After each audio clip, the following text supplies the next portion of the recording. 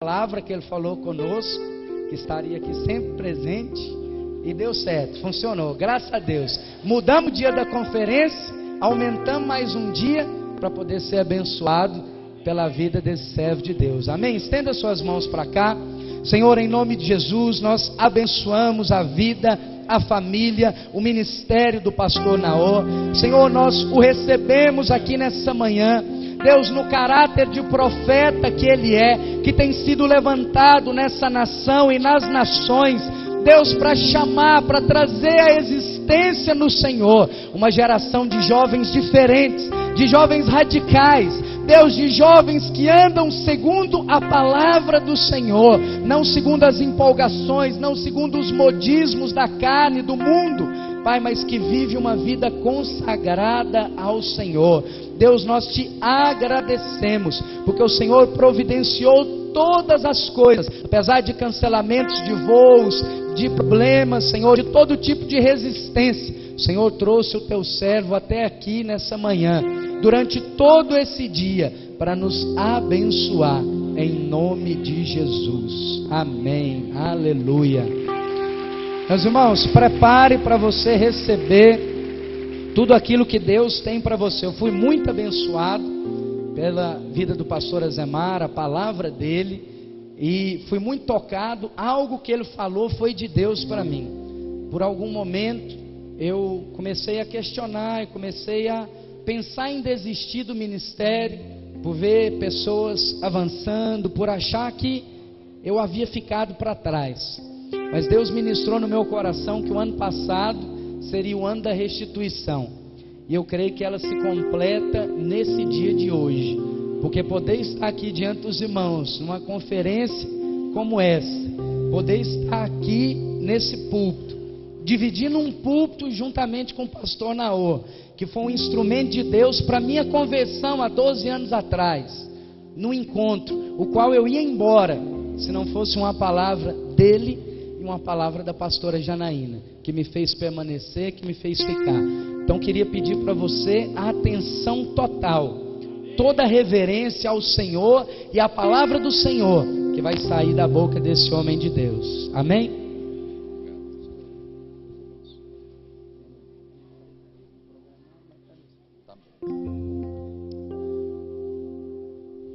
Boa tarde, irmãos, a paz do Senhor, amém? Glória a Deus, sempre uma alegria muito grande estar aqui com os irmãos, e a cada ano menos espaço, né? Isso é o reconhecimento, né, do que Deus está fazendo no meio dos irmãos, e eu louvo a Deus porque de alguma maneira a gente está junto nisso. Tenho certeza que Deus tem coisas tremendas e já tem feito no meio dos irmãos, e nós queremos cooperar com você. Eu queria ler um texto da palavra de Deus, em Apocalipse capítulo 8, verso 1. Apocalipse 8, 1.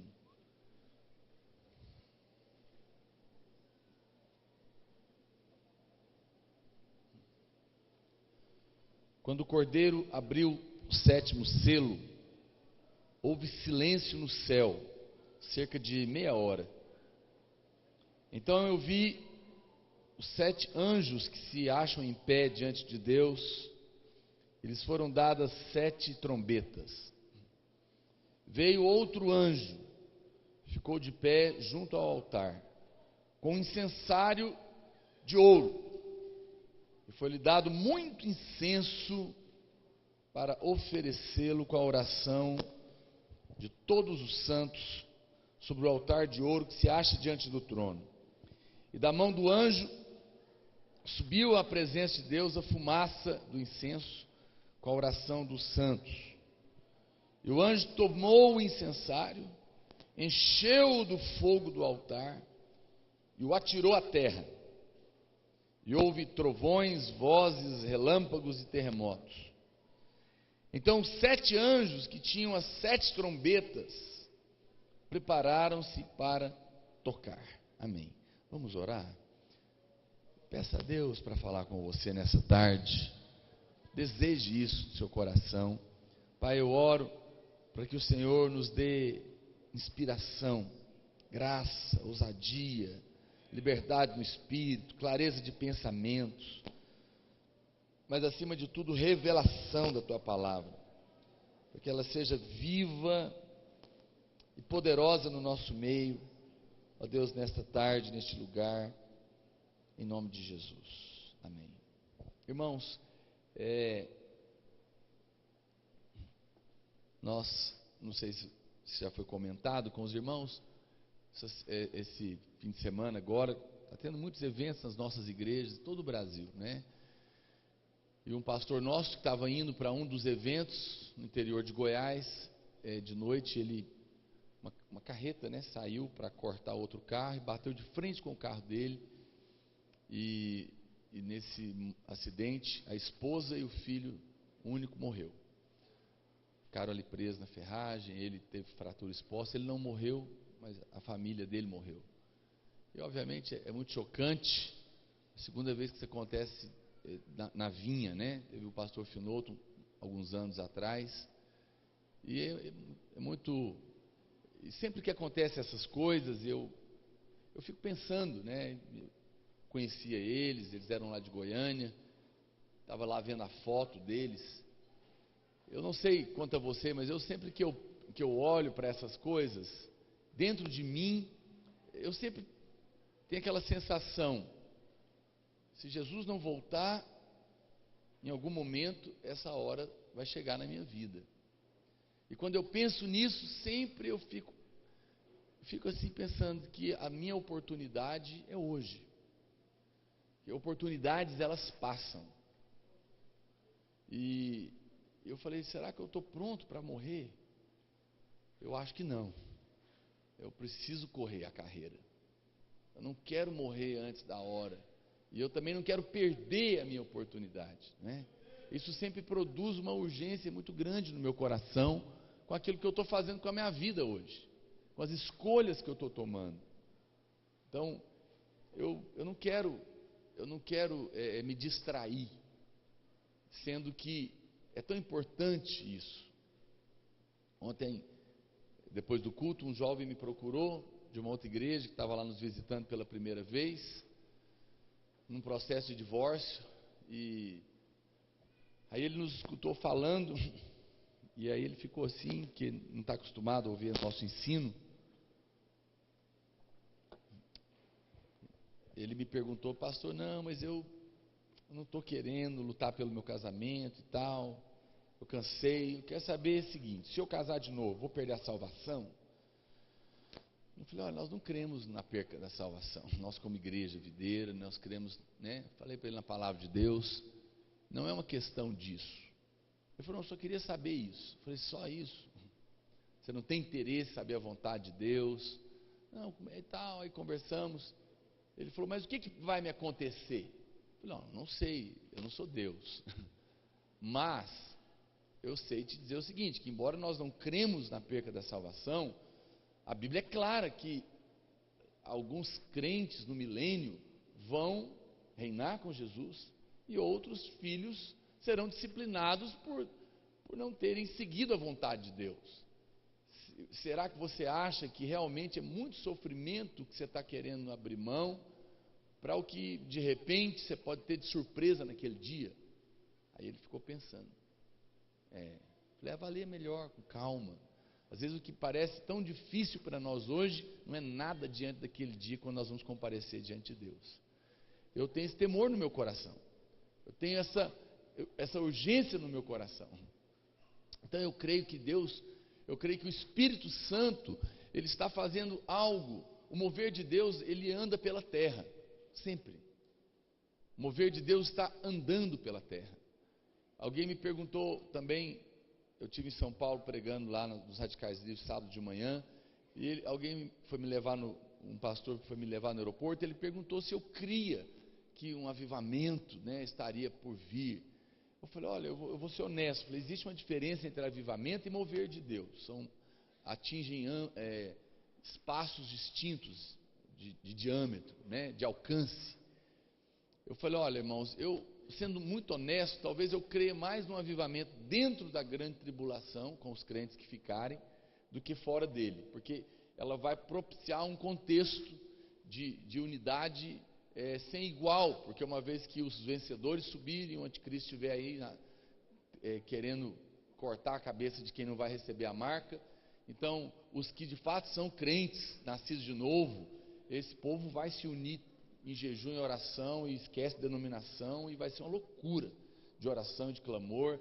Então, e muita gente vai ser salva, até porque João viu em Apocalipse uma multidão inumerável, que não se podia contar com palmas nas mãos, vindo da grande tribulação, que alguns dizem que se refere à terra, e outros dizem que se refere mesmo à grande tribulação.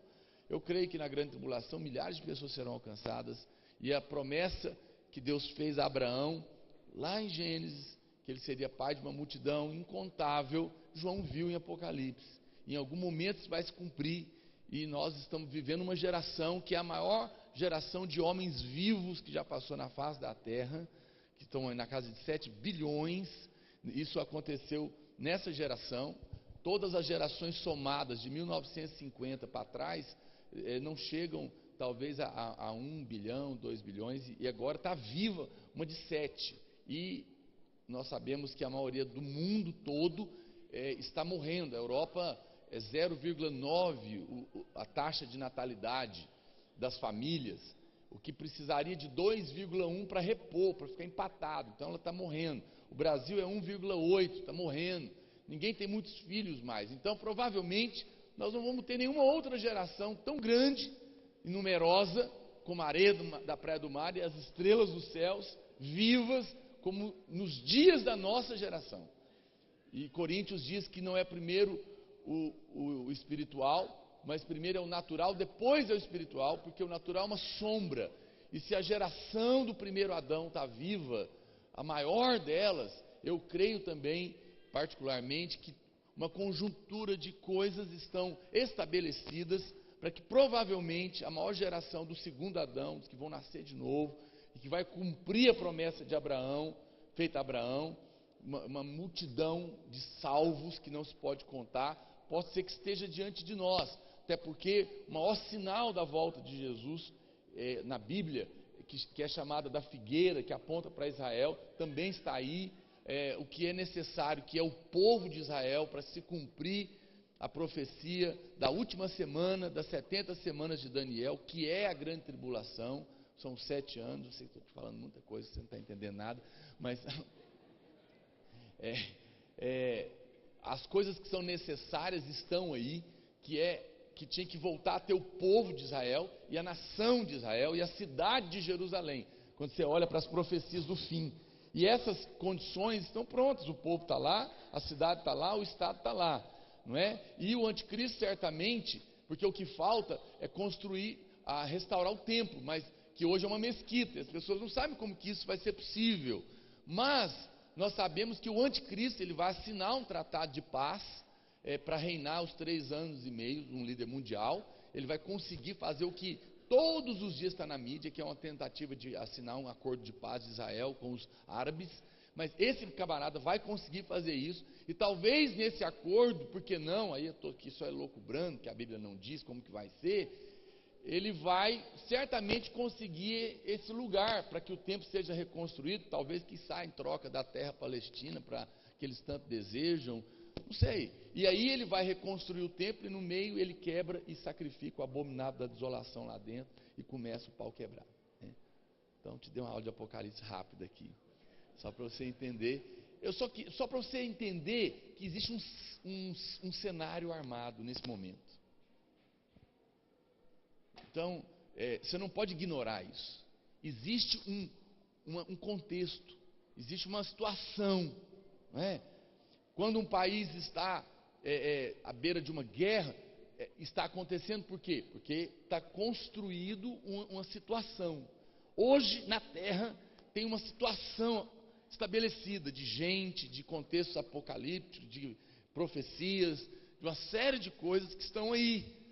Nós não sabemos, mas em algum momento pode ser que esteja para acontecer. E você deveria ter temor dessas coisas. deveria ter temor de Deus, para saber o que você está fazendo, o que você está se envolvendo, onde está o seu coração, porque não tem nada mais importante do que a sua vida. Honestamente, você acha que a sua vida é o quê? Estudar, trabalhar, ficar rico e morrer? É muito pouco, né? Muito pobre pensar assim. Deus tem planos maiores. Deus nos criou de uma maneira assombrosamente maravilhosa, porque Ele tem planos assombrosamente maravilhosos para fazer através de nós. E hoje na terra eu não consigo ver nada que alguém possa desenvolver, seja lá o que for, de tecnologia ou de obra, que se compare ao que nós estamos envolvidos, que é o reino de Deus. Por quê? Porque qualquer máquina que eu criar maravilhosa, qualquer construção, qualquer empresa, qualquer coisa que eu fizer de internet, quando vier a grande tribulação, ou quando eu morrer, isso passa, isso fica aqui. Mas a única coisa que vai ter um efeito poderoso e eterno é a obra da igreja, porque uma pessoa que se converteu, que nasceu de novo, essa vai pela eternidade afora ter o seu destino mudado, e isso não tem volta. Então essa é a obra que vale a pena, essa é a obra que preenche, que faz sentido viver. Para que nós estamos vivendo hoje, se não for para realmente implantar o reino de Deus no meio do olho do mundo, do diabo caído que jaz no maligno? Isso é uma missão fantástica, e eu e você estamos envolvidos nisso. Isso passa pela sua família, isso passa por tudo, e você devia pensar nisso. Dito isso, eu também preciso dizer que todos os grandes moveres de Deus na terra, eles vieram depois de pessoas que por tempos se levantaram para clamar, para chorar. Lembra quando Deus levanta Moisés para livrar o povo do Egito? O que Deus falou para ele? O clamor do meu povo chegou aqui aos meus ouvidos. Tinha gente chorando, tinha gente clamando, tinha gente dizendo, tinha gente gritando para Deus trazer. Não sei se você é uma pessoa indiferente às coisas que acontecem, mas quando eu vi aquela tragédia que aconteceu lá em Santa Maria, eu clamei na hora, eu falei: Deus, tem misericórdia, vem o seu reino, Senhor, porque o diabo está dizimando pessoas perdidas. Quando eu vejo crianças serem abusadas sexualmente pelos próprios pais, serem violentadas, serem abandonadas, serem mães perderem os seus filhos para o crack, eu clamo, eu falo: Deus, tem misericórdia, né? Vem o teu reino, porque isso mexe com a gente que tem um coração ligado a Deus. O Senhor chora por isso, o Senhor clama. E se você não se incomoda com isso, se você é indiferente a respeito das coisas, da opressão do império das trevas sobre as pessoas, é porque o seu coração, honestamente, com todo amor e carinho, está longe do coração de Deus. Isso não é bom. Você precisa de pensar sobre isso. Então, uma vez que eu creio que há um cenário armado na minha geração, eu não estou falando aqui de qualquer coisa, uma vez que eu entendo que existe uma chave, vou dizer algo para você: o que todo mundo que é envolvido com as coisas de Deus deseja é saber qual que é o segredo para mexer a mão de Deus, não é? E eu te garanto, não são estratégias, porque tem muita gente que usa a mesma estratégia, dá certo num lugar e não dá no outro. Às vezes na mesma cidade, na mesma igreja, cresce uma célula de um lado e na outra não cresce, porque as coisas são complexas, ninguém sabe exatamente. Mas eu sei de uma coisa: eu sei que quando Jesus morreu, foi no inferno, deixou os nossos pecados lá, tomou a chave nas mãos e estava subindo para tomar posse à direita do Pai, do seu trono prometido a Ele, passando pela terra. Nessa volta, teve algo que aconteceu que parou Ele aqui. Avivamento, mover de Deus, é o Cristo ressurreto no nosso meio. Mover de Deus é presença de Deus manifesta. Isso é mover de Deus. Onde o Senhor se manifesta, tem mover, tem avivamento. Então eu tenho que olhar para a Bíblia e olhar em todas as circunstâncias que Deus apareceu. Em todas as circunstâncias que Jesus ressurreto se manifestou. É para isso que serve a história, para perceber sinais. Espera lá, o que tem a relação que aconteceu ali que fez que Deus se manifestasse? Porque isso me fala algo, isso fala algo que move o coração de Deus. E eu não sei se você se lembra, mas Jesus não apareceu primeiro para nenhum dos discípulos. E o que fez ele parar na terra não foi nenhum dos discípulos. A primeira pessoa que ele aparece é uma mulher chamada Maria Madalena, da qual ele havia expulsado 7 demônios, e que foi a única que, quando soube da morte dele, foi para o túmulo. Todos os discípulos foram embora, e a Bíblia fala que ela ficou a noite inteira lá no pé do túmulo, chorando e procurando, cadê o meu Senhor? E aí a Bíblia fala que quando ele aparece para ela, ali naquela primeira conversa, ele tem uma conversa com ela, e fala para ela: olha, não me segura aqui na terra, para de me deter, porque eu tenho que subir. Quem que pode segurar Deus, meu Deus do céu? Por acaso alguém pode deter Jesus? Parece estranho isso. Deus lá pode ser preso, mas aquela mulher estava segurando ele, porque ele falou para ela: não me detenhas. Maria encontrou uma chave para prender o mover de Deus. E eu, olhando para ela, só posso concluir que era o quê? O clamor genuíno e desesperado do seu coração. Eu descobri, lendo esse texto, uma fraqueza de Deus. Eu sei que parece herético, mas Deus tem uma fraqueza. Ele não suporta filhos apaixonados e desesperados clamando por Ele. Isso prende Ele, isso traz Deus. Deus não se impressiona com estratégias, com estruturas, com títulos, até porque os que tinham título não foi esse que Ele apareceu, mas quando Ele vê coração. E hoje eu queria falar com você essa primeira palavra. Se nós queremos ver o mover de Deus no nosso meio, na nossa oportunidade, na nossa cidade, na nossa casa, então nós temos que ir pelo caminho que é o segredo, o clamor. Tem que ter clamor, mas não é qualquer clamor. Eu quero falar com você hoje sobre por que eu li Apocalipse? Porque Apocalipse narrou uma cena de avivamento, narrou uma cena de mover de Deus. A Bíblia fala que os anjos estavam recolhendo o que, gente? Oração. Mas eu posso chamar isso de clamor, porque oração que tem efeito não é qualquer oração. Tem muita oração que é só reza, é só coisas da boca para fora. Aquela oração que estava na taça, que teve efeito, ela é uma oração de clamor. Buscar-me-eis e me achareis quando você me buscar de todo o coração. Isso é clamor.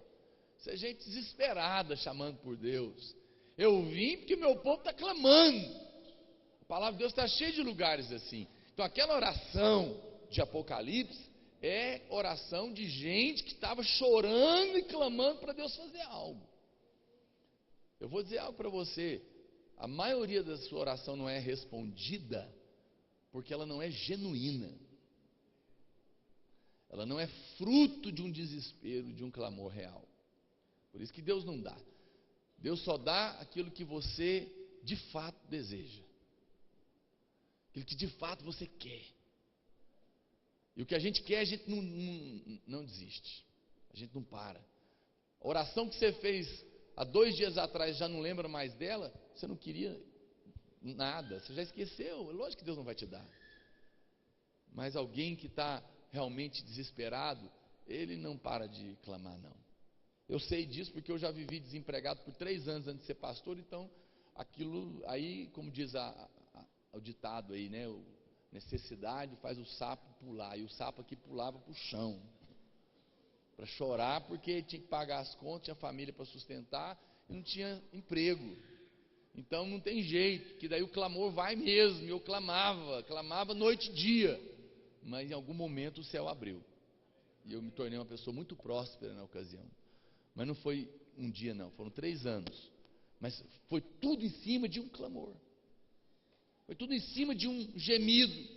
Se você chorar e pedir e entrar no processo de clamor, que é aquele que pede, primeiro estágio, recebe. Segundo estágio, em direção ao desespero, aquele que busca a porta, vai encontrar. E aí chega no terceiro estágio do clamor, que é o desespero, que é aquele que bate, a porta vai abrir. Mas tem gente que só pede, tem uns que nem pedem. Você sabe quem é o que não pede? Os arrogantes nunca pedem. Eles são aqueles que dizem assim: eu não tenho nada a pedir, só agradecer. Esse é o arrogante. Porque só pede quem não tem. Só pede os que reconhecem que não tem e que precisa. Pois eu peço muito, peço todo dia, porque eu não dou conta de nada sem ele. Até porque quem diz que pode fazer alguma obra, essa obra não é a obra de Deus, porque a obra de Deus é impossível de ser feita pelo seu braço. Se você pode fazer algo, então não é obra de Deus, porque ela é sobrenatural. Homem não pode fazer a obra de Deus. A obra de Deus só Deus faz, mas Ele faz através desse desespero, porque Ele me chama para fazer uma obra que eu não posso. Aí Ele me põe lá. Aí quando eu chego lá, eu falo: mas o Senhor me chamou para fazer isso aqui, eu achei que era outra coisa. Igual eu cheguei aqui, eu descobri que eu não consigo. Ele falou: pois é, justamente nós chegamos no ponto. Então agora prostra. E começa a chorar. E aí o que eu pedi para você fazer, eu mesmo vou fazer. Mas vou fazer através do seu choro. Assim que funciona a obra de Deus. É por isso que às vezes antes de multiplicar tem que fechar a célula. Porque a primeira coisa que você tem que descobrir no mover de Deus é que você não consegue. Quem acha que sabe, nem aprendeu ainda como convém saber. E quem acha que tem que primeiro descobrir que não tem. Não foi assim com Moisés? Com 40 anos no Egito, nas faculdades teológicas melhores, ele saiu, matou um egípcio para libertar o povo. Com 40 anos de treinamento, Moisés sabia o que ele podia fazer. Ele tinha acabado de formar na turma especial. Aqueles pastor novo, acabou de ser ordenado, formou na turma especial. Manda aqui, pastor, quer comigo mesmo? Eu vou pôr para rachar. Vou matar capeta na unha. Maravilha. Era Moisés, com 40 anos. Sabia o que podia. Ele só não sabia o que ele não podia. Deus falou: muito bem, Moisés, até aqui você sabe o que pode. Agora eu vou te ensinar o que você não pode. Vamos para o deserto. Sabe o que eu amo? É porque a Bíblia diz que Moisés era poderoso em palavras. E matou um egípcio. Aí Deus leva ele lá para o deserto, um treinamento de desaprendizagem.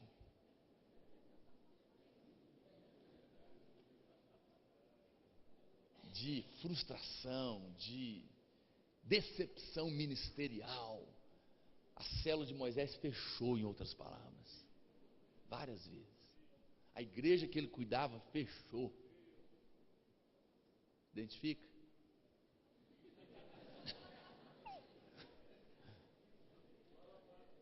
Aí Deus leva ele para lá, para ele se decepcionar profundamente consigo mesmo.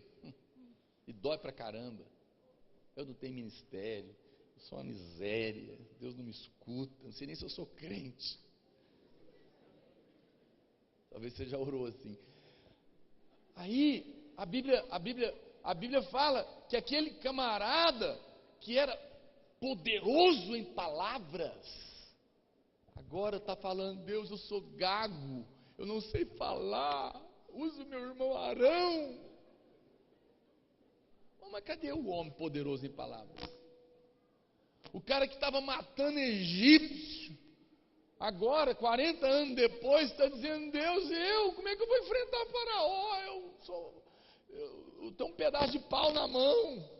Mas cadê aquela valentia que você tinha quando você foi ordenado logo depois da turma especial?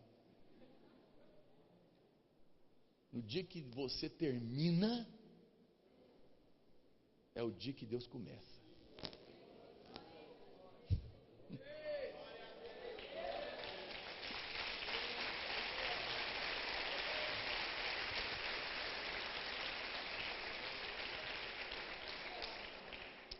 Mas isso é bonito de aplaudir, mas dolorido para comer. Eu não desejo isso para você. Desejo que Deus te use. Eu não desejo sofrimento para você, mas eu preciso dizer que não tem muito jeito. É só para você ficar mais em paz, saber que é assim que funciona. E não precisa buscar isso também não. Um dia um pastor falou para mim: eu oro porque eu quero ser um mártir. Eu falei: eu não quero não. Não, mas é porque os mártires são os mais vencedores. Eu falei: olha, se tiver que morrer, eu morro, meu filho. Mas eu não vou buscar tribulação não, porque já tem muita na minha cabeça. Eu já estou morrendo todo dia. Não preciso buscar. Deixa que ele faça, né? Deixa que ele faça. Mas quando ele fizer, prostra. Porque é só aquele que foi vencido por Deus na sua batalha triunfal é que vai clamar. É só o camarada que foi moído que no desespero grita. Não tem jeito. A oração genuína, ela é de quem está no chão. Não é do fariseu que subiu no monte, bateu no peito: Senhor, te louvo porque eu não sou como esse miserável que está aí prostrado. A Bíblia fala que ele desceu justificado, porque está mais perto do céu quem mais perto do inferno está. Quem mais enxergou e descobriu que não vale, não consegue, não tem. Então Deus precisa nos quebrantar para ter clamor genuíno. Não adianta eu falar: vamos clamar, mas sua vida está boa demais para ter clamor.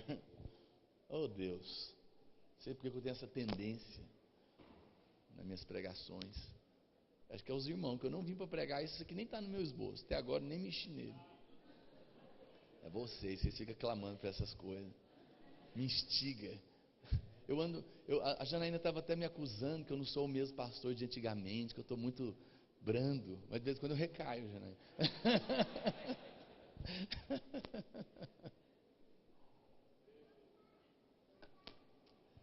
Oh, irmãos, precisa de ter clamor genuíno no nosso coração para ter mover de Deus.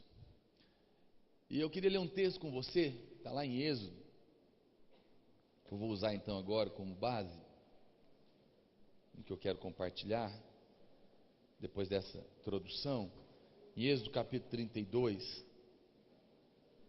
vamos voltar lá agora para o começo da Bíblia, né?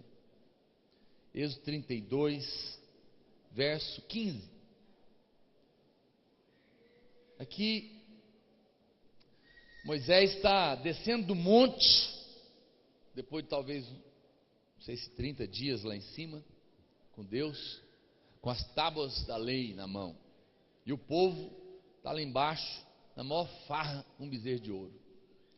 Olha o que diz: e voltando-se, desceu Moisés do monte com as 2 tábuas do testemunho nas mãos. Tábuas escritas de ambos os lados, de um e de outro lado, estavam escritas. As tábuas eram obras de Deus, eram obra de Deus. Também a escritura era a mesma escritura de Deus, esculpida nas tábuas. Ouvindo Josué a voz do povo que gritava, preste atenção, procure imaginar a cena. Ouvindo Josué a voz do povo que gritava, que clamava, tinha um barulho lá, ele não sabia exatamente. Disse a Moisés: há alarido de guerra no arraial. Está tendo um grito de guerra lá, Moisés. Josué falou para ele. Moisés, que nessa altura já estava ali diante de Deus, né? Porque aqui ele já tinha passado, aqui ele era outro homem. Aqui ele já tinha passado o deserto, aqui ele já conhecia a Deus na experiência. Aqui Deus já tinha moído aquele camarada, ele era um homem totalmente na mão do Senhor. Ele não tinha mais a energia da carne, Deus já tinha quebrado a perna dele, a força natural dele. Deus já tinha frustrado tudo que era humano de Moisés. Então ele sabia, ele conhecia, ele sabia o que era algo genuíno de Deus. E Josué, um rapaz novo, tinha acabado de sair da turma especial, né? Tinha acabado de formar no seminário, estava animado, escutou o movimento, escutou a conferência que estava tendo lá embaixo. Rapaz, é grito de guerra, nós vamos tomar essa cidade, Moisés. Moisés falou: Josué, não quero te desanimar não, mas não é alarido de vencedor não. Está aqui, ó. Não é alarido dos vencedores. E antes que você pense que talvez eles saíram para a guerra e estão derrotados, estão chorando de humilhação, também não é alarido dos vencidos. Não é clamor de gente que está saindo para a guerra e venceu. E também não é clamor de gente que está humilhado e está chorando. Esse aqui é homem de Deus. Logo ele percebeu que o negócio não era mover genuíno. Ele falou: mas alarido dos que cantam é o que eu ouço. Logo que se aproximou do arraial, viu ele o bezerro e as danças. Então, se acendendo-se-lhe a ira, arrojou das mãos as tábuas e quebrou-os ao pé do monte. E pegando no bezerro que tinha feito, queimou, reduziu a pó, espalhou sobre a água e deu de beber aos filhos de Israel. Depois perguntou Moisés para Arão: que te fez esse povo, rapaz? Que trouxe sobre ele tamanho pecado? Respondeu-lhe Arão: não se acenda a ira do meu senhor, tu sabes que o povo é propenso para o mal, pois me disseram: faz deuses que vão adiante de nós. Olha aqui que o povo falou para Arão: faze-nos deuses que vão adiante de nós, porque esse Moisés, o homem que nos tirou da terra do Egito, nós não sabemos o que aconteceu com ele. Não é isso que as pessoas hoje estão fazendo dentro das igrejas evangélicas. Ô pastor, traz uma mensagem aqui, que é o Deus que eu quero servir. Faz-nos deuses, conforme as nossas vontades. Hoje em dia tem muito crente cultuando o Deus dele, não o Deus da Bíblia. E tem muito pastor fazendo deuses para esse povo das campanhas, que é o Jesus Papai Noel na igreja supermercado em promoção, que não é Senhor, o povo é que manda nele. Deus agora virou uma marionete. São os deuses que os pastores em muitos lugares estão fazendo para o povo, para agradar o povo. Por isso, quando eles vão lá no culto, a mensagem é para abençoar o povo, para os seus sonhos, para os seus desejos, para as suas vontades, para os seus alvos, para as suas necessidades, para que você seja feliz. Então eu vou fazer o Deus que você gostaria de se relacionar, que é agradável para você, que não te confronta, que não mexe com você, que apenas te dá muita paz e você não precisa fazer nada, tá bom? Fica aí. Esse não é o Deus da Bíblia. Deus da Bíblia, olha o que ele mandou fazer. Aí ele falou: então eu lhe disse, verso 24, que tem ouro, tírio, deram-me e eu lancei no fogo e saiu esse bezerro. Vendo Moisés que o povo estava desenfreado, pois Arão o deixara solta para vergonha no meio dos seus inimigos, pôs-se em pé à entrada do arraial e disse: quem é do Senhor, agora que nós estamos falando do Deus verdadeiro, quem é do Deus verdadeiro, vem até mim. Então se ajuntaram a ele todos os filhos de Levi. Daí nasce uma tribo sacerdotal, as quais diz: assim diz o Senhor, o Deus de Israel, cada um cinja a espada sobre o lado, passa e toma, passar pelo arraial da porta, de porta em porta, e mata cada um seu irmão, cada um seu amigo, cada um seu vizinho. E fizeram os filhos de Levi segundo a palavra de Moisés, e caíram o povo naquele dia uns 3.000 homens. Pois Moisés dissera: consagrai-vos hoje ao Senhor, cada um contra o seu filho e contra o seu irmão, para que ele vos conceda hoje bênção. Uau! Que caminho para a bênção, hein? Um pouco diferente das campanhas por aí. Eu não estou mandando ninguém sair matando, não. Mas não se iluda também. O mover de Deus vai trazer problema dentro de casa, sim. É inevitável. A gente não mata hoje com a espada, mas às vezes, por seguir a vontade de Deus, muitos relacionamentos próximos são rompidos, porque as pessoas não compreendem. Então aqui tem uma situação, gente. Nós vemos essa história de um aparente mover de Deus no arraial, que foi exposto por Moisés. Josué pensou que aquele grito era grito de guerra, mas Moisés percebeu que aquilo era só agitação humana. Parecia barulho de mover, mas era só bezerro de ouro. Não era mover genuíno de Deus. Era o povo de Deus num barulho, mas não era mover. Era um bezerro. Sabe o que é bezerro de ouro na Bíblia? É um princípio espiritual. Bezerro, quando significa que sempre que você substitui o Senhor como centro da obra, ou quando você mistura qualquer coisa ali, aquilo é bezerro de ouro. Bezerro de ouro é qualquer obra que eu faço na força do meu braço. Bezerro de ouro é qualquer obra que eu faço fruto apenas de uma estratégia humana. Bezerro de ouro é quando eu troco o clamor genuíno por coreografia gospel. Parece clamor genuíno, mas Deus não está lá. Se tem uma praga da nossa época, é a praga da superficialidade, da aparência, do bronze. Alguém fecha a porta, gente. Do bronze no lugar do ouro. É amarelo, mas não é a mesma coisa. É o que estava acontecendo aqui. Quantas vezes aquilo que parece mover de Deus não é? Olha o que diz, se você voltar um pouquinho, verso 6. O verso 6 revela o que de fato estava acontecendo lá. Aqui,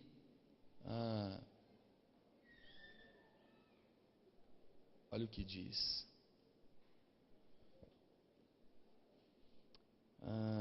No dia seguinte, madrugaram e ofereceram holocaustos e trouxeram ofertas pacíficas. E o povo assentou-se para comer e beber e levantou-se para se divertir. Então, sabe o que é bezerro de ouro? Está aqui, ó. É um ajuntamento que estava associado com diversão e entretenimento.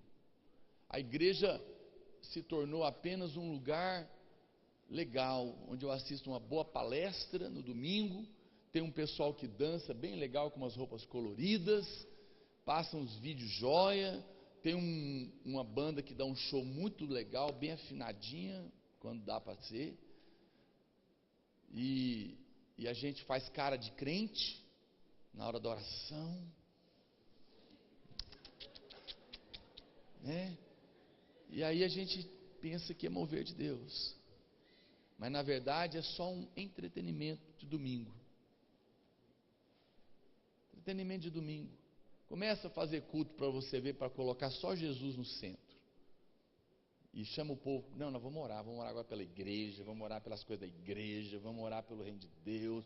Não, mas pastor, eu estou acompanhando, depois a gente vê o seu problema, vamos buscar aqui em primeiro lugar o reino de Deus, porque depois as outras coisas serão acrescentadas. Vamos lá. Você vai ver, logo vai raliando, porque ali a promoção é mais barata. Começa a falar para eles que é para casar uma vez só, que não tem separação, não tem segundo casamento.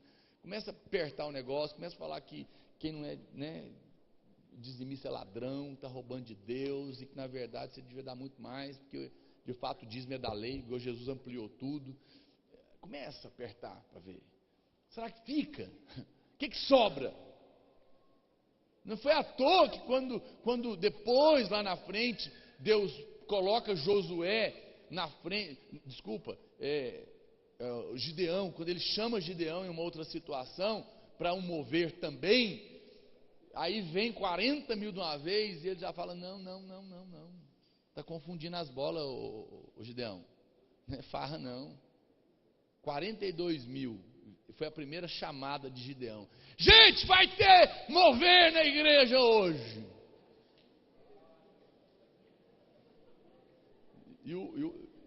E o fulano de tal vai tocar. Veio 42 mil. Isso aqui é juntar gente. Lotou um estádio. Aí Deus falou: não, faz o seguinte, meu filho. Os medrosos e covardes, manda voltar para trás. Vamos começar por aí. Primeira facada. Medroso e covarde, volta para trás. 22 mil. Metade do povo foi embora. Medroso e covarde, volta. Aí Gideão deve ter achado, bom, Deus tinha razão. Esse povo que estava querendo era farra, avivamento é morte. Deus falou: não, mas tem gente demais ainda, leva para beber água. Que lamber a água, igual cachorro tomando água, você separa de um lado. Que pegar com a mão e trouxer aqui, você põe do outro. Sobrou 300. Porque, você sabe, no meio da batalha, o teste era esse. Os que estão ali, agora eu cansei. Esse negócio de jejum, oração, eu vou mais beber água. Deixa Deus do lado. Ele começou a lamber. Ele falou: esse não serve, porque o que Deus estava querendo dizer é o seguinte: quem está na batalha, mesmo para beber água, quando sai de férias, ele toma água assim, desse jeito mesmo. Eu estou tomando água, mas eu estou olhando. Eu não desligo da minha vida cristã. Eu sou crente de dia e de noite, na praia ou na cidade, no trabalho, na reunião da igreja. Eu tomo água assim, Eu estou com a cabeça erguida. Eu estou orando. Eu estou com Deus. Deus não fez com muita gente, mas Deus fez com aqueles poucos que clamaram, que foram genuínos. Então, aqui estava tendo um ajuntamento, mas o negócio não era genuíno.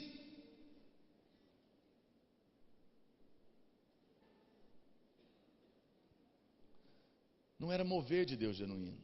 Quando você transforma a obra de Deus em entretenimento, isso é bezerro de ouro. Há uma diferença muito grande entre a celebração de vencedores e o entretenimento, o prazer. Ali não tinha clamor de vencedor, ali não tinha gente se humilhando, ali era só festa. E essa, infelizmente, é a realidade de muitos lugares. Não há um mover genuíno de Deus. Interessante que nem Josué e nem Arão discerniram isso. Eles acharam que era. Isso diz que alguns pastores e homens de Deus, como Josué e Arão, às vezes podem ser levados no engano pela movimentação do povo.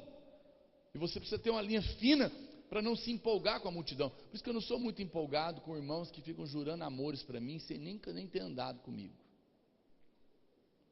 Sempre que veio chegando um obreiro novo para andar comigo, é meu sonho, sempre eu sonhei andar com o senhor, estou aqui para te servir, e o senhor e eu falei: ótimo, filho, mas vamos conversar daqui uns anos, para ver se, eu já aviso logo, falei: pois eu quero te falar, se prepare, porque mais cedo ou mais tarde, em algum momento você vai se decepcionar profundamente comigo, e isso é necessário.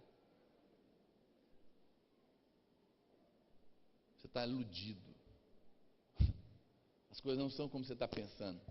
Como disse o pastor Russell Shedd para um pastor amigo meu, que teve aula no seminário com ele, foi puxar o saco dele, perdão da palavra, ligou para ele: eu estou tão impressionado com o senhor, doutor Russell Shedd. Meu filho, o que foi? Eu nunca vi Jesus tanto na vida de uma pessoa. E o Russell Shedd falou para ele: logo se vê que você não conhece a Deus.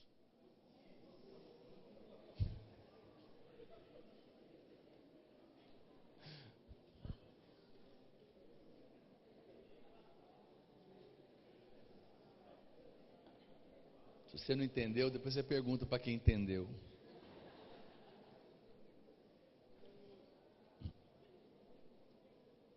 Se nós queremos algo, irmãos, nós precisamos saber que aquilo é de fato de Deus.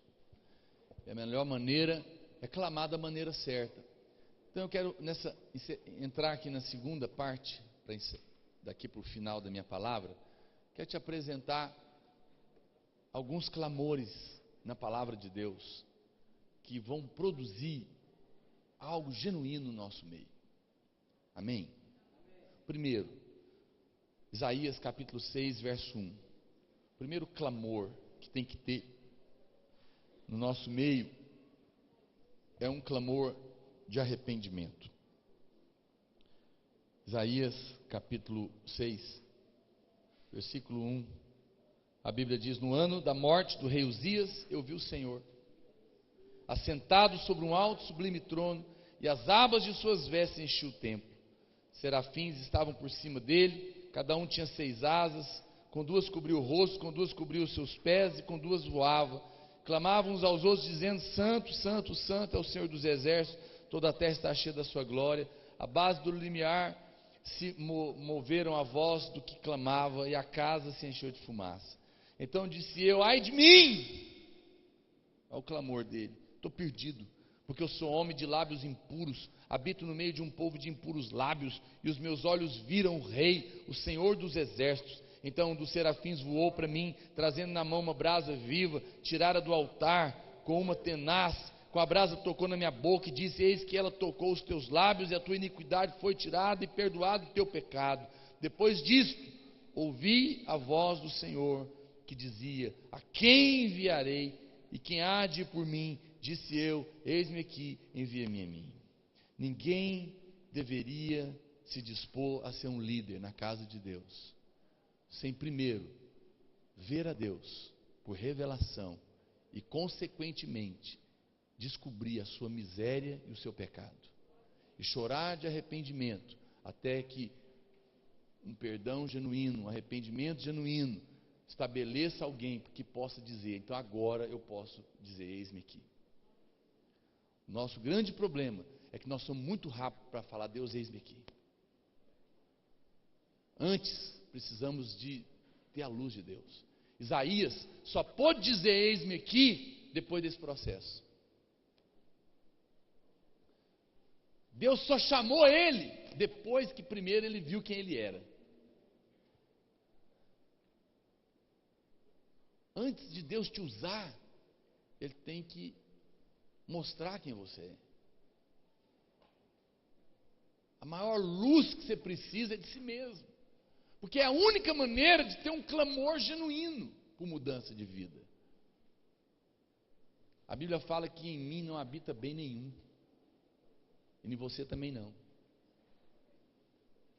A palavra de Deus diz: em mim, isto é, na minha carne, não habita bem nenhum. Não há quem busque a Deus, todos se extraviaram, estão destituídos da sua glória. É o que a Bíblia diz. A maldade está dentro do homem. Mas você acha que você é bonzinho, você acha que você é maravilhoso, e a luz de Deus tem que vir para você descobrir que tem um assassino aí dentro. Só que está controlado pela civilização. Mas dependendo da situação, ele se mostra. Se nós queremos o mover de Deus, nós precisamos de orar. Deixa eu te falar algo, olha para cá. Eu aprendi isso muito cedo na minha fé, na minha vida cristã. Aprendi isso com o pastor Aloísio. E pratico até hoje.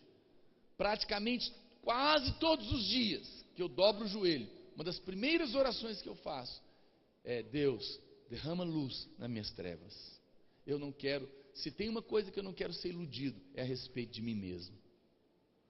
Se tem uma coisa que eu preciso saber, são as motivações do meu coração, porque se elas estiverem erradas, não adianta eu orar nada. Sonda-me! Eu nem oro como o salmista fala: sonda-me e vê se há em mim algum caminho mau. Como eu já sei que tem, eu falo: Senhor, sonda e mostra todos os caminhos maus, para que eu me arrependa genuinamente, para que eu chore, para que eu veja a minha vergonha, eu veja as coisas ruins dentro de mim.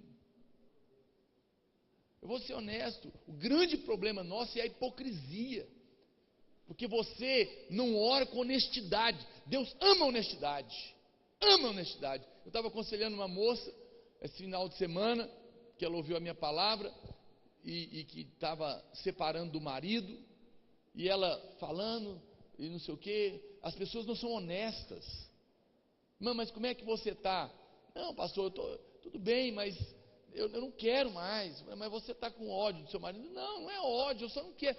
Irmã, por que você não admite que você quer matar ele e cortar ele picadinho? Porque ele traiu ela, mentiu, enganou. Ela era caçula, paparicada, e agora médica, dentista, numa família nobre, e agora está humilhada, traída, abandonada, exposta, estava no ego, profundamente ferido, só ela que não via.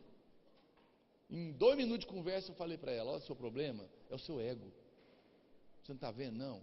Você está com uma reputação profundamente ferida, porque que vão dizer dessa menina maravilhosa, filha de fazendeiro, dentista, bonita, que sempre foi cortejada e agora com 9 meses de casado, tomou um chifre, tamanho de um bonde, foi abandonado e o cara ainda mentiu para você. Aí ela desabou. Eu falei, agora nós podemos conversar. Agora, segunda coisa, admite que você quer matar ele. Deus ama esse tipo de gente, sabe? Que chega e fala, Deus, eu queria matar, eu queria cortar em pedaços, estou cheio de ódio, mas eu sei que isso não é do Senhor. Tira isso de mim. Deus ama isso. Deus ama pessoas honestas que dizem, estou morrendo de inveja, porque a célula do irmão cresce e a minha não cresce. Estou cheio de tentações horríveis dentro de mim. Pessoas que entram em contato com o podre e falam a eles todos para Deus. E fala, Deus, me muda. Essa pessoa vai encontrar um mover de Deus. Deus não está atrás de gente certinha. Aliás, Ele pega o que não é. Ele pega a escória. Ele pega o que abundou o pecado para fazer superabundar a graça. Ele pega aquele que diz, realmente o negócio aqui é feio, eu sou Jacó, esse é meu nome, nasci segurando o pé do meu irmão, enganei todo mundo. Aí fala, então agora é com você que eu vou fazer, porque você confessou. Deus sabia o nome dele não? Hã? Deus sabia o nome de Jacó? Para que perguntou? Qual é o seu nome, meu filho? Você parece, qual é o seu nome? O senhor é Deus, está perguntando meu nome. Era para dar uma chance para o cara falar, fala que você não presta, miserável. Fala seu nome, enganador, mentiroso, salafrário. Não precisa me dizer não, você sabe muito bem que eu estou falando, que passa coisa na sua cabeça tão terrível que você não tem coragem de falar, e você fala, meu Deus do céu, como que eu estou pensando um negócio desse? Na minha é igual a sua.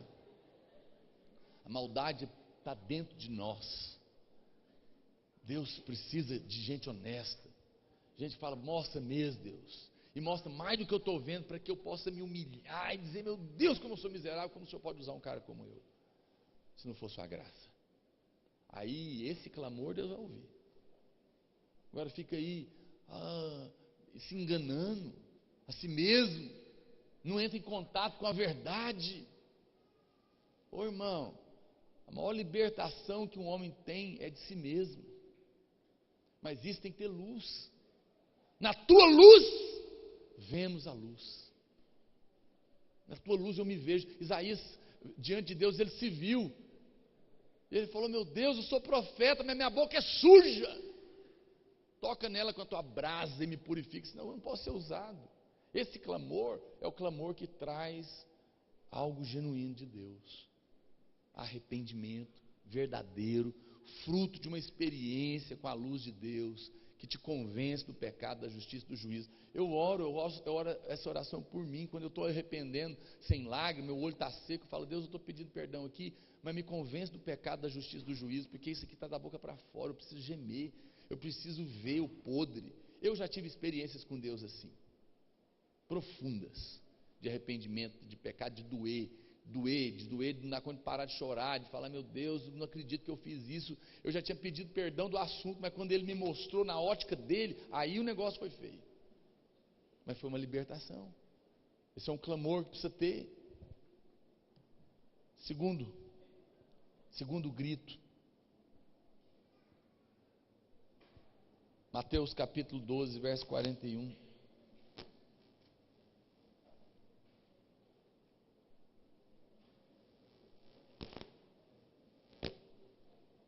palavra de Deus,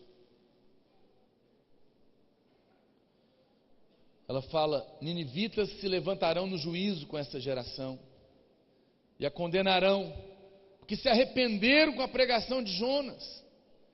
E eis aqui está quem é maior do que Jonas. Nós precisamos ser um povo que grita por justiça de Deus. Quando eu falo justiça de Deus, ele é uma palavra muito ampla. A Bíblia fala que se Deus não mover na terra por justiça, os ninivitas, que eram um povo pervertido e que Deus foi lá para executar, vão falar: Deus, você é injusto, porque você ia matar nós todos aqui. E nós nos arrependemos, e esse povo aí de Belo Horizonte aprontando todas, você não está fazendo nada. Esse país aí que todo mundo é roubado, cheio de corrupto, pedofilia, de abuso, de mentira. Se o Senhor não fizer, oh Deus, aquela geração que foi tão terrível, mas que se arrependeu com a pregação, vai se levantar e vai te acusar. Então, Senhor, tem misericórdia dessa nação, traz a tua justiça, mostra os podres, levanta o tapete, vem o teu reino de justiça, põe na cadeia os pais que estão destruindo o futuro das crianças, abusando sexualmente delas e explorando e maltratando e violentando e abandonando. Tira o podre do nosso meio, mas tira também os pastores que não prestam, os líderes que não prestam, que enganam as pessoas, que vivem num pecado escondido. Mas também tira a minha justiça própria para colocar a sua, que para mim é o principal clamor. Vou ser honesto com você. O dia que você descobrir que você é cheio de justiça própria, você descobriu uma chave para o mover de Deus. Pastor, me explica melhor isso. Vou te explicar. No dia que você ora, jejua, não briga com ninguém, está tudo bem, prepara, vai para a célula liderar, qual que é o seu sentimento? Hoje vai ser bom. Sabe que vai ser bom? Porque eu estou muito bem. Mas tem aquele dia que o negócio não deu certo, você não orou, não deu prazo, confusão, brigou com o marido, brigou com o pai, brigou com o patrão, acabou falando o que não devia, e aí está aquela confusão, e agora você tem que ir para a célula, você já vai dizendo o quê? Hoje não vai prestar. Não vai prestar por quê? Porque a sua justiça não está boa, né? Ou seja, quando você acha que as coisas vão dar certo porque você fez por onde, então já não é por causa da graça de Deus. Veja, eu não estou mandando ninguém não orar, eu só estou dizendo que não é o fato de eu fazer alguma coisa que me coloca na condição de ser usado por Deus. A Bíblia diz que a minha justiça diante de Deus, comparada com Deus, ela é um trapo de imundície. Essa palavra trapo é usada em relação ao Velho Testamento, quando naquela época não tinha mods, as mulheres usavam pano quando ficavam menstruadas, e depois de usar, aquele pano virava um trapo de imundície, porque era tido como algo de imundo. E a Bíblia fala que o homem mais correto que você conhece dentro da igreja, mais reto, você acha o santo dos santos, quando coloca ele diante de Deus, aquilo é um pano de mods usado.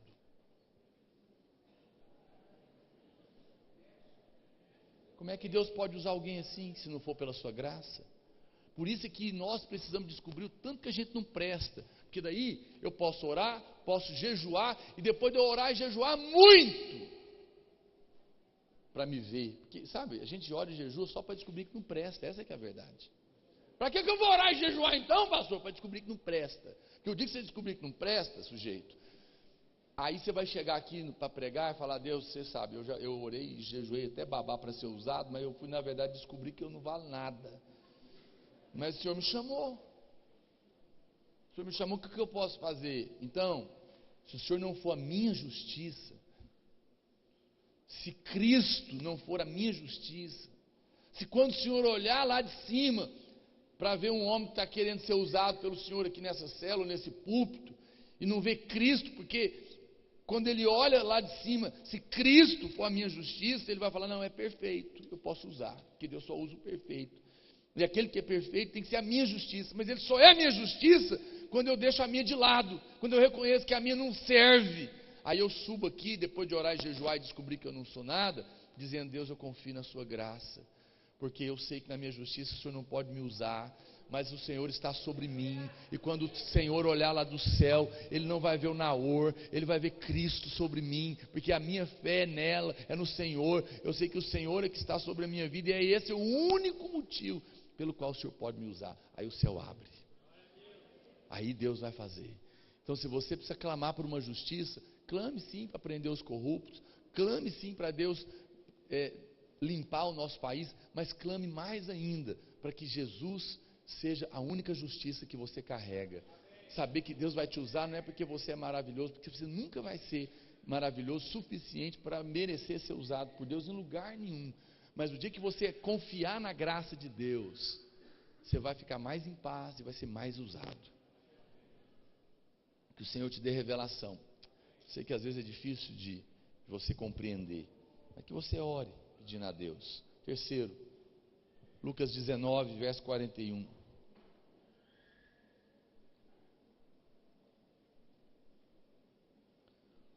Lucas capítulo 19, verso 41. Terceiro grito precisa ter nosso coração, é pela glória de Deus, é pela presença de Deus. Quando ia chegando, Jesus aqui, vendo a cidade, chorou e dizia: se conheceras por ti mesmo ainda hoje que é devida a paz, mas isso está agora oculto dos teus olhos, pois sobre ti virão dias em que os teus inimigos te cercarão de trincheiras, e por todos os lados te apertarão o cerco, e te arrasarão, e aos teus filhos dentro de ti não deixarão em ti pedra sobre pedra. Por quê? Porque não reconheceste a oportunidade da tua visitação. O grito, o barulho que tem que ouvir entre nós é pela visitação de Deus. Moisés sabia disso lá em Êxodo capítulo 33, verso 12 até o 15. Ele fala: Senhor, o Senhor mandou a gente ir, mas como que eu vou saber que o Senhor está conosco se a tua presença não vai? Porque a tua presença é a prova que o Senhor está no nosso meio. E na verdade o Senhor me chamou para tirar esse povo do Egito e levar para Canaã um grande avivamento e mover de Deus. Mas eu te digo, se a tua presença não for comigo, não me faça subir deste lugar, porque louco é o homem que se mete na obra de Deus sem a presença dele. Moisés sabia disso, porque ele tinha passado 80 anos com Deus, 30 no Egito, 40 no Egito, mas 40 no deserto. Ele falou: não erro mais não, chega. A última vez que eu tentei fazer no meu braço, meti a cara na parede. Agora, ou o Senhor vai comigo, ou eu estou fora. Sabe o que é isso? Isso é o que a gente tem que fazer todo dia lá em Goiânia, porque todo dia, tem um comerciante batendo na porta, para explorar as maravilhas que a cidade da Videira, com 30 mil pessoas, que morre de gente toda semana e nasce também, igual a cidade, toda semana morre um membro da Videira lá em Goiânia. Que a cidade de 30 mil morre menino, morre velho, nasce, tem negócio, todo tipo que vocês pensar. Tem posto de gasolina, tem supermercado, tem loja, tem jornal, tudo quer fazer negócio, tudo quer envolver você em propostas, tudo tem um evento maravilhoso que é a cara de vocês. Todo dia tem gente que quer vender televisão e rádio para nós lá, achando que nós estamos nadando em dinheiro. Tudo quer me envolver num projeto maravilhoso, numa conferência, não sei o quê. Peraí, quero só fazer uma pergunta: Deus está nisso? Se Deus não está, meu irmão, não entra em nada, fica fora. Não perca o seu tempo em coisas onde a unção e o selo de Deus não está. Vai orar: mas é o negócio da China. Mas se não for do céu, não serve. Você tem que perceber se Deus está. E esse tem que ser o seu clamor, esse tem que ser o seu grito. Foi feita uma pesquisa com 7 mil igrejas, um bloco de 7 mil igrejas nos Estados Unidos. Eles pregaram, essas 7 mil igrejas juntas, pregaram o evangelho, vou te dar esse dado depois numa outra palavra, pelo ano inteiro, todos os dias, ou vários dias por semana, não ganharam nenhuma alma para Jesus. Pregaram milhares e milhares de sermão, nada. Sabe por quê? Onde que é o problema? É o povo que é duro, é não sei o quê. Não. É falta de Deus, falta da presença de Deus. Nós precisamos da glória de Deus. O que falta no casamento é a presença de Deus. O que falta na sua célula para ter mais presença de Deus.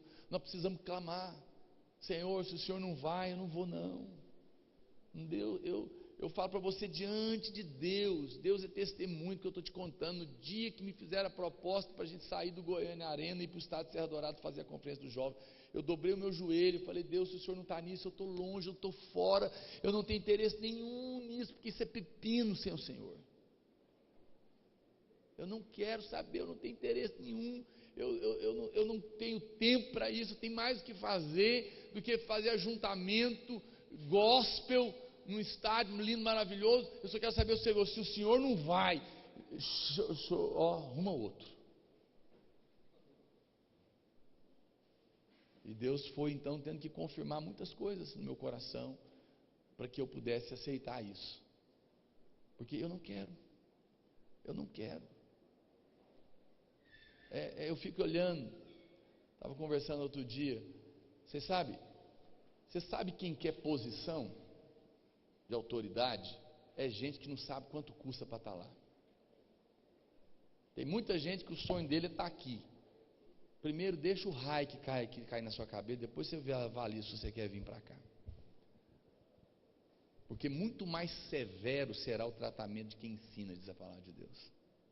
Como eu ouvi um pastor na televisão, sendo perguntado para ele a respeito da corte, e ele falar: começa nela, depois de um tempo de amizade, se estiver bem assim sólido, aí vocês podem trocar saliva, pôr a mão, pegar, e aí você casa. Eu falei: quem fala um negócio desse, isso não está certo.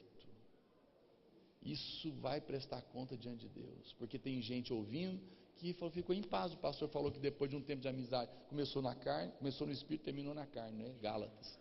Foi na hora, veio o versículo na minha cabeça: começou no espírito, terminou na carne. Quem fala para um jovem que depois ele pode pegar, ele deu a ele a autorização e vai responder isso diante de Deus. Nós temos que ter muito cuidado com o que a gente fala, porque são pessoas que estão em jogo. Tem que ter temor de Deus, misericórdia. Mas se tem uma coisa que a gente precisa, é da presença de Deus, meu irmão. Alguém pode dizer amém? Amém. Quarto lugar, o quarto grito, é o grito lá de 1 Samuel, capítulo 1, verso 1, Ana. Esse é o quarto barulho que precisa se ouvir entre nós. 1 Samuel 1, verso 10. Olha o que a Bíblia diz: levantou-se Ana e com amargura de alma orou ao Senhor. Ela chorou abundantemente. Isso é clamor. E fez um voto dizendo: Senhor dos exércitos, se benignamente atentares para a aflição da tua serva, e de mim te lembrares, e da tua serva te não esqueceres, e lhe deres um filho varão, ao Senhor darei por todos os dias da sua vida, e sobre a sua cabeça não passará navalha. É o clamor por filhos. Agora, olha para cá. Você sabe por que as mulheres estéreis de Israel tinham desespero para ter filho, e filho varão? É porque elas sabiam que o Messias viria. E elas que eram de Deus desejavam mais do que nunca poder ser usada. E quem sabe não nascesse delas. Uma estéril nunca teria chance de ser um canal para manifestar Cristo ao mundo. Por isso elas clamavam. A maior prova de Deus na vida de alguém é quando Deus te usa para outro nascer de novo, para gerar filho. Você devia ter desespero se no ano passado ninguém se converteu através da sua vida. Há uma esterilidade. Mover de Deus significa que alguém vai nascer de novo. E alguém vai nascer de novo porque outros gritaram e choraram diante dele para ver o pai, a mãe, o parente salvo. Eu oro pela minha família, tem 22 anos, todos os anos na igreja, tem 2 períodos de jejum, todos os jejuns eu coloco a minha família inteira. A minha irmã ficou endemoniada, se converteu, uma mulher de Deus, foi liberta. Depois o meu irmão caçula nasceu de novo, hoje é obreiro numa das nossas igrejas lá ligada à vinha. Depois a minha mãe se converteu. E o meu irmão, que era o último, mais velho, ele que era pregador da carismática, ele foi muito envolvido, e ele sempre foi a pessoa da família. Ele não tinha se convertido, mas todos os anos, eu chorei por ele. No ano passado, 6 meses atrás, eu estava com ele numa cidade, no aniversário da minha avó, de 100 anos, e ele estava sem a família dele. Era já umas 2 horas da manhã, quando eu fui subir para o hotel, para o quarto. Ele falou: eu preciso falar com você, senta aí. Eu falei: pois não. Ele falou: eu preciso de ajuda, eu preciso de Deus. Eu falei: é mesmo? E eu fiquei assim, falei: olha, eu não... Na verdade, ele falou que precisava de ajuda, né? Eu falei: Marcos, não tem outro jeito. Então você vai ter que enfiar a cabeça em Deus para valer. Falei: vai seguinte, vai para sua fazenda, separa aí 3 dias de jejum na água e clama, você vai ver se Deus não vai fazer. Ele falou: não dou conta sozinho. Falei: você quer ir para o encontro? Tem lá na igreja, eu expliquei o que era. Falei: só que é simples, é beliche, não, eu quero. Que dia que é? Falei: todo fim de semana. Isso era um sábado. Ele falou: sexta que vem tem? Ele falou: tem. Eu falei: não quero nem saber o que eu tenho, está desmarcado tudo, eu vou. Sexta-feira ele embarcou para o encontro, chegou lá, lotado, acabou a água, acabou a energia, os banheiros estavam todos entupidos, colocaram ele numa triliche no meio, ele tem fobia. Ele deixou a mochila dele num quarto, os encontristas ladrão roubaram todo o dinheiro dele.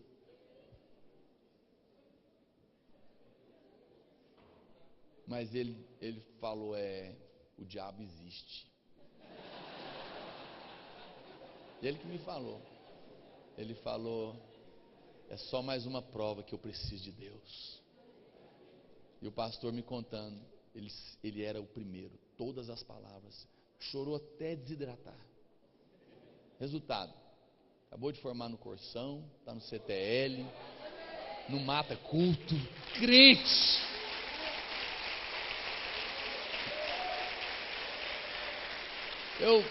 Eu conto esse testemunho para te dizer que nem que for para durar 22 anos, vale a pena chorar por alguém. E ele tem uma fazenda, e lá na cidade tem uma igreja nossa. E o pastor orando mesmo, mover de Deus. E ele passou lá, eles ganharam um terreno, vendendo galinha, periquito, construíram as paredes, não tinha jeito. Eu falei: o que está acontecendo, pastor? O que está faltando? Não, o teto aqui, não sei o que, é a confusão. Quanto que é? Eu vou mandar pôr esse teto, R$6.000, cobriu o teto. E está assim, aquela coisa maravilhosa. E agora a família dele toda, a sogra, o sogro, o cunhado, eu chego lá no culto, está todo mundo lá enfileirado. E ele é sócio ele é sócio em touros de raça do Leonardo, aquele cantor caipira, que quase perdeu o filho outro dia. E ele estava me contando, conversando com ele, e ele falando: você precisa de Deus, porque o Leonardo estava abrindo o vazio dele para o mar, meu irmão. Eu falei: pois é, eu nunca ia pregar para esse cara, mas Deus vai começar a te usar, e você vai falar com gente que eu não falaria, e Deus vai fazer uma obra na sua vida. Mas sabe por quê, irmãos? Não foi só eu, porque a minha irmã também clamava, nós começamos a chorar pela nossa família, para ver Deus. E meu pai agora está na mira, porque já está há 22 anos, é o último, é o Naorzão, é o genuíno Naor Pedrosa, porque eu na verdade sou o Naor Mendonça Pedrosa, ele é o Pedrosa. Mas e ele era daqueles assim que, duro. Aí agora ele viaja com meu irmão para a fazenda, que ele mora lá, e o meu irmão, ele viaja 3 horas ouvindo eu e o pastor Luiz no carro. E depois eu falando de batalha batalha espiritual outro dia. E eu falando os capetas, tudo, contando os casos, e meu pai ouvindo, meu irmão me contando. Meu pai falou, uai, como é que é esse negócio aí? Eu não sabia que não mexia com esses trem, não.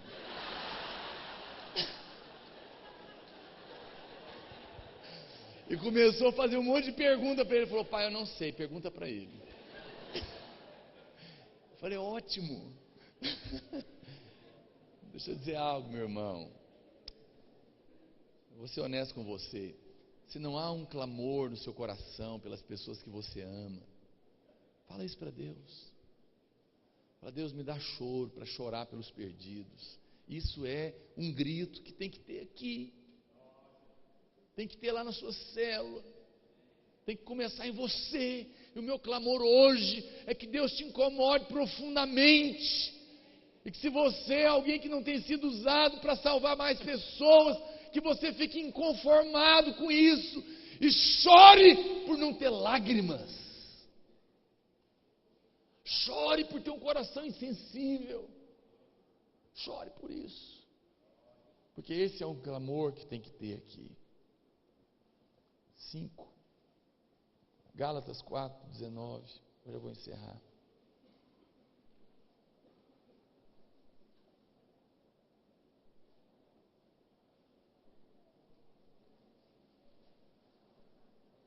As pessoas às vezes perguntam para a gente, lá em Goiânia, pastor, qual que é o segredo? Não tem segredo. É só fazer o que todo mundo sabe que precisa fazer e não faz. Humilhar, chorar, ter luz de Deus, clamar pela presença do Senhor, se arrepender. Deus vai fazer. Ele tem todo o interesse. Gálatas 4,19, Paulo está orando, ele diz, meus filhos, por quem de novo sofro as dores de parto, até ser Cristo formado em vós. Sabe, irmãos, mover genuíno tem que ter um clamor pela edificação da igreja. Paulo está orando pela igreja.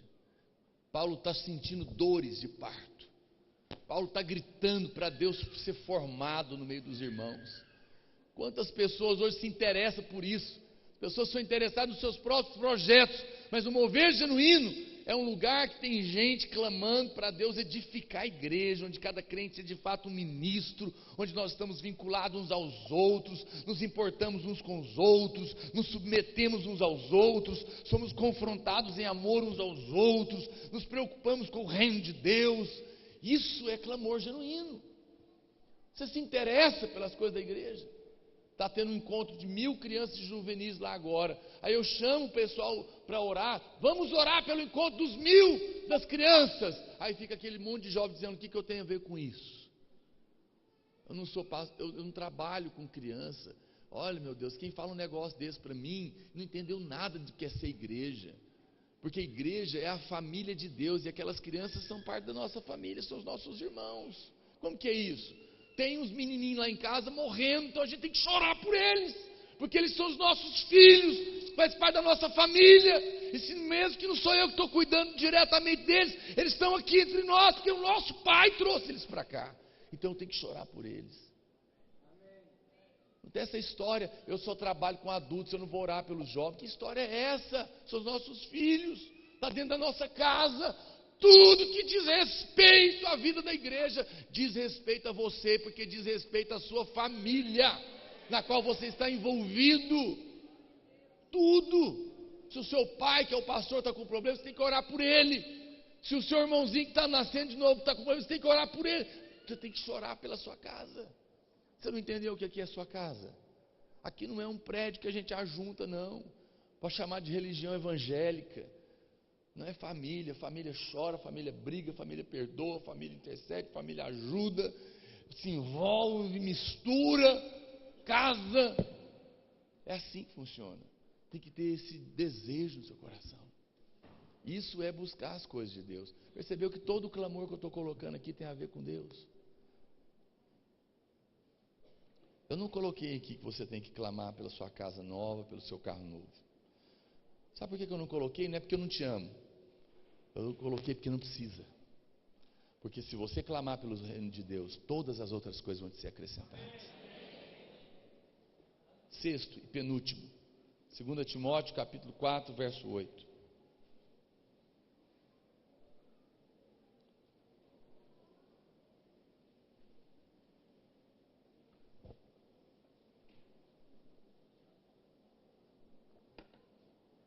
Já agora, a coroa da justiça me está guardada, a qual o Senhor, o reto juiz, me dará naquele dia, e não somente a mim, mas a todos quantos amam a sua volta.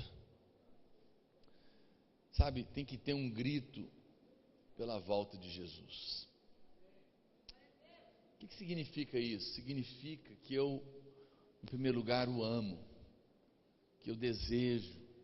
Segundo, que eu quero o seu reino, que eu quero que se cumpra a vontade dele na terra, que quando eu olho a notícia no jornal e na televisão, das circunstâncias dessa vida, eu falo: Deus, tem misericórdia, volta, Senhor, vem. Significa que eu não estou preso com o meu coração no mundo. Tem muita gente que não quer que Jesus volte agora, na verdade. Se quisesse mesmo, estava clamando. Por que ele não quer? Porque a vida dele no mundo está muito boa, está muito conformado, ou ainda ele tem muitos planos, muitos desejos daqui primeiro. Tem jovens que brincam: não volta não, deixa eu casar primeiro. Ai, meu Deus do céu, que coisa triste, né?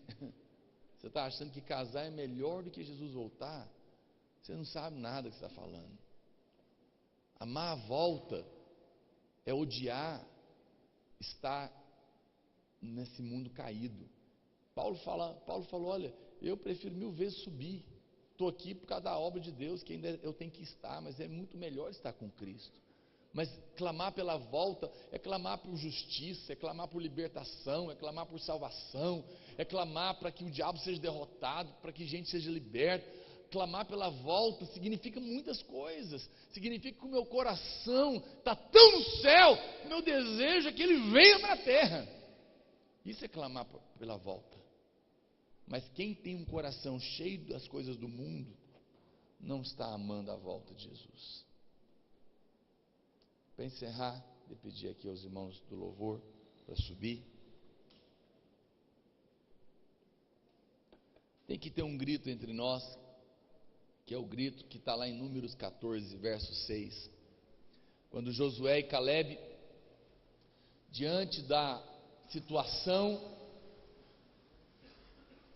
da conquista de Canaã, depois de ter espiado a terra, e os espias darem aquele relato de incredulidade, aqueles homens se levantam e dão um grito de fé. Fala: para de ser incrédulo. Mas nunca aconteceu o que você está querendo aqui em Belo Horizonte. Mas alguém tem que levantar para dizer que o meu Deus é poderoso para fazer mais do que eu sou capaz de pensar, de pedir ou de imaginar. Alguém tem que se levantar para crer que Deus pode fazer o que não foi feito ainda. Que Deus não tem compromisso com estatísticas. No começo do ano passado, nós tínhamos multiplicado os prédios da videira, lá em Goiânia, e estávamos orando por alvos. Pedia que cada pastor, junto com sua rede, orasse pelos seus alvos. Depois a gente ia juntar para conversar. E Deus colocou algo no meu coração. Quando eu falei com um irmão especificamente, um pastor, ele falou: não, isso que você está querendo não tem jeito. Pastor, impossível. Olha a nossa estatística nos últimos anos. Nós estamos crescendo nos últimos anos 5 vezes menos do que você está querendo.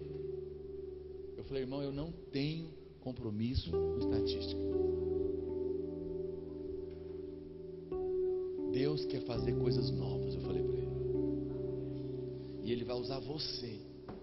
E eu vou te mostrar, inclusive, como que você vai fazer isso. Célula por célula. Resultado, ele creu. E ele é o pastor mais velho da nossa turma. E ele mesmo se surpreendeu, porque Deus deu para ele. E tomou uma fé no coração. E tudo que era contrário ao que a gente estava vivendo, a gente passou a ver. A fé é ver com os olhos de Deus. É desafiar a voz incrédula.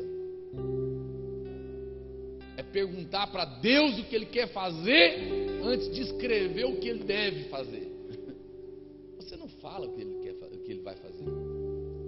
Você crê no que Ele diz que vai fazer. Deus não se impressiona com lágrimas de autopiedade, sabia? O que move o braço de Deus não é choro de gente lamuriando. Você está acostumado com seu pai, com sua mãe, mas eu quero te falar, Deus detesta isso. Ah, Deus, o Senhor sabe, eu estou aqui, eu não tive condições na vida, meu pai largou minha mãe, eu sou tímida, Senhor. Deus não se comove com isso. Deus ama quando Ele encontra Abraão numa ocasião em que nunca na história havia se ressuscitado morto. Pegar o filho único, que era fruto de um milagre de cura de esterilidade, dizer: eu vou matar ele que o Senhor está mandando, porque mesmo que eu nunca vi nada na história da humanidade que alguém vai ressuscitar, como o Senhor está me pedindo, mas Ele tem uma promessa em cima dele, eu sei que o Senhor, se necessário for, vai ser a primeira vez, mas vai viver. É a fé de acreditar nisso. Em cada passo que eu dou, em cada momento, em cada situação. Você tem que entender que Deus trabalha com o homem. Deus trabalha com Deus não faz mágica, Deus faz milagre. Milagre envolve a sua resposta. Olha para cá. Deus falou para eles: vai lá, eu vos dei Canaã. Aí eles foram, alegremente.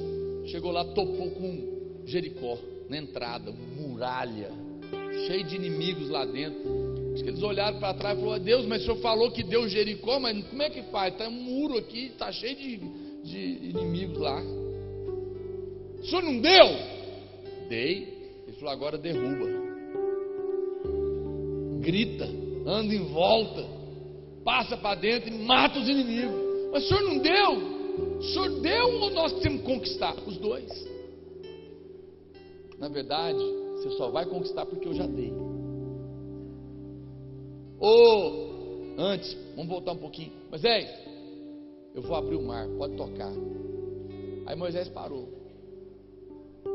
Vai, Moisés. Mas o senhor não vai abrir, não? Eu vou abrir, mas primeiro você vai ter que pisar na água. Eu vou fazer você andar sobre as águas, mas primeiro você vai ter que descer do barco. Eu vou fazer prosperar tudo que você fizer, mas primeiro você vai ter que pôr a mão. Eu vou te levantar rei, mas primeiro você vai ter que tacar a pedra na cabeça do gigante. Porque eu escolhi na minha soberania fazer através do homem. Mas alguém tem que crer. E crer é dar esse passo primeiro. Crer é dizer: nunca foi feito, mas se Deus mandou, vai ser feito. A estatística que cresce 20, mas esse ano Deus falou que vai ser 50, então vai ser. O Senhor vai fazer. Eu vou clamar. Eu vou crer. Isso Deus gosta. Deus ama quando alguém fala: Deus, nunca foi feito, o negócio é feio, mas eu creio que o Senhor pode. Ele levanta na hora. Isso honra a Deus. Isso está dizendo: alguém até que enfim reconheceu que eu sou Deus aqui. Para de lamuriar e fala para Ele: eu acredito que o Senhor pode fazer. O que honra você? Olha para cá. Você pode alguém chegar e falar assim: olha, ô fulano, eu estou precisando de alguém aqui para carregar as cadeiras aqui, você pode me ajudar? Sem problema, nada demais, nada de humilhante. Mas é normal, qualquer um pode fazer.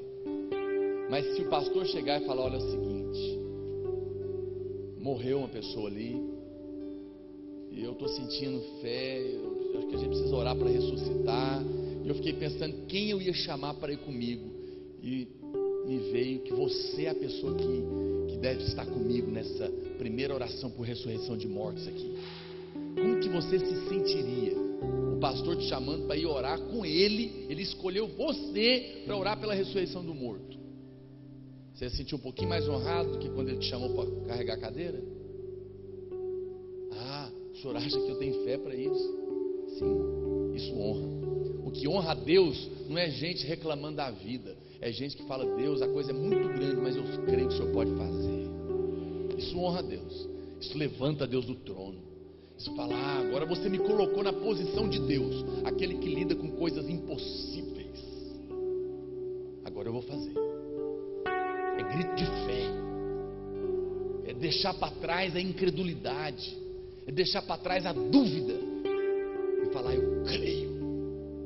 É parar de conversar com gente incrédula, é parar de dar ouvido com gente incrédula e ir com Jesus lá na casa da menina morta e ouvir dele: ela só dorme, porque o milagre já está estabelecido. Tira os incrédulos de perto de você, levante para dar um grito de fé, por crer que Deus vai fazer coisas novas em 2013, na sua vida, na sua casa, no seu casamento, na vida dos seus filhos. Pastor, mas já tem 10 anos que eu estou crendo e não aconteceu ainda. Pois eu criei 22 pelo meu irmão, mas agora Deus levantou ele para ser um homem de Deus. Pode demorar 1, pode demorar 5, pode demorar 10, pode demorar 22, mas o Senhor é fiel para cumprir todas as suas palavras, todas as suas promessas, e nenhuma delas se perderá. Nenhuma.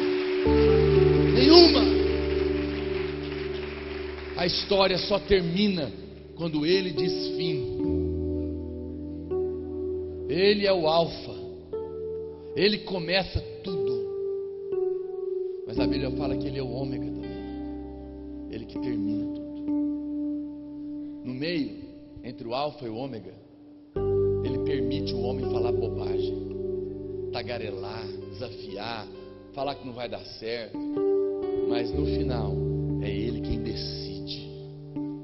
E a respeito da sua vida, Ele já falou que Ele vai terminar o que Ele começou, e que você e a sua casa servirão ao Senhor, e que você será um dia tal qual Ele é, porque Ele te criou para ser a sua imagem e semelhança, e que Ele tem pensamentos de paz a seu respeito, Ele tem pensamento de coisas grandes sobre você, e que se você crê, você verá a glória de Deus.